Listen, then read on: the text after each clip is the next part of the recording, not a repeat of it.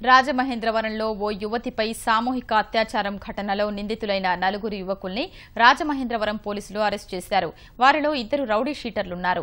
ఈ నెల 16వ తేదీన రాత్రి సమయంలో ఇంట్లోంచి బయటకొచ్చిన యువతిని 4 యువకులు తీసుకెళ్లి అత్యాచారం చేసిన ఘటన రాష్ట్ర వ్యాప్తంగా సంచలనమైంది. నగరంలో సీసీ కెమెరాల ఫుటేజీల ఆధారంగా నిందితుల్ని గుర్తించిన పోలీసులు వారిని వారం రోజుల్లోపు అరెస్టు చేశారు.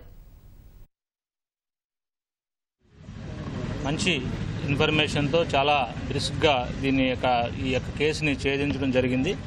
దీంట్లో ముద్దాయిలైనటువంటి 4 ముద్దాయిలు, దాంట్లో 2 ఆల్రెడీ వీళ్ళకి రౌడీ షీట్ ఉంది 1 టౌన్లో.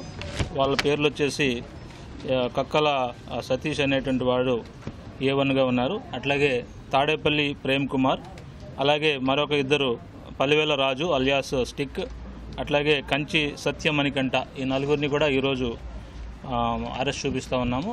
ఈ కేసులో ఉన్నటువంటి ఫర్దర్ ఇన్వెస్టిగేషన్ అంతా కూడా కంప్లీట్ చేసి అతి త్వరలోనే దీని మీద ఛార్జ్ షీట్ కూడా వేయడం జరిగింది.